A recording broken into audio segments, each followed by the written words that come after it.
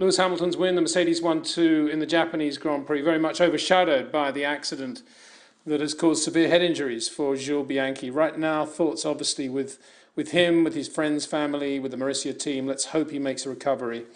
I just wanted to say very quickly, prior to all the noise that no doubt will happen next week, it always does after an accident like this, that yes, I think there is certainly a strong argument for the safety car should have been deployed immediately after Adrian Sutil's accident. And I think several teams in the pit lane were anticipating such a deployment. But it wasn't. That was a very difficult call. I think it's very easy to criticise Charlie Whiting, but I think not many of us are aware of the sort of pressures he's under, and we'll get onto that in a second. But he didn't deploy it, or the safety car wasn't deployed, let's put it in the third person. And as a result of that, Jules Bianchi went off in very similar conditions to Adrian Sutil. Well, on this occasion, he didn't hit just a soft wall, he hit a truck, which was about the worst thing that you can possibly hit. And so the repercussions will start, as I say. I think it's important to make 2 points here. One, that the safety car isn't the only answer. Yes, if it had been deployed, probably Jules wouldn't have gone off, but we can't be sure about that. I've seen drivers go off behind a safety car before. I've seen Fernando Alonso spin a car on a formation lap when he's just warming up the tyres. Fernando Alonso. So these things could have still happened. They were also tied in to the light at the time, and it always gets dark early in Japan. It gets dark early at that time of year. The race starts relatively late, and in addition to that, the standing water was, of course, getting worse, and the rain was there.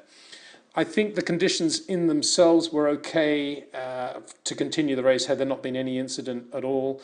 I'm not a race driver. I wasn't a race driver out there. I can only talk to the drivers and listen to what they had to say, and most of them think that it was okay. It was marginal, but it was okay. Which brings us to the second big point, which is the sort of pressures that Formula One puts itself under. Of course, safety is paramount, but at the same time, we must never forget that we're all part of a sport now that's completely and irretrievably woven into a fabric that is designed and constructed by the world of television.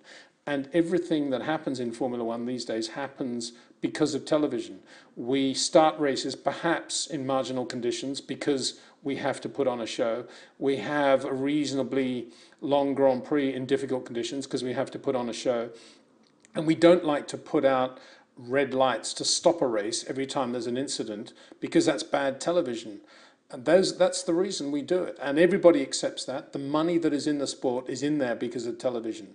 Logically, and looking back with great hindsight, an incredibly easy thing to do, the race should have been stopped when Adrian Sutil went off, and then there would have been no accident at all. But if we start putting red lights out every time there's an incident, where do you draw the line? And where does television meet Formula One as supposedly the world's biggest global television sport?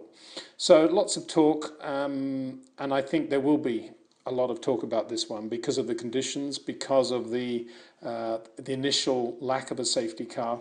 But I haven't seen it, but I know Nicky Loud. I've heard third hand of a few things Nicky said, and I agree with him. You know, these are things that can happen, a combination of circumstances. And these are words from somebody who's lived through running his airline, having to live through big accidents, big accidents. And it is and obviously his own accident.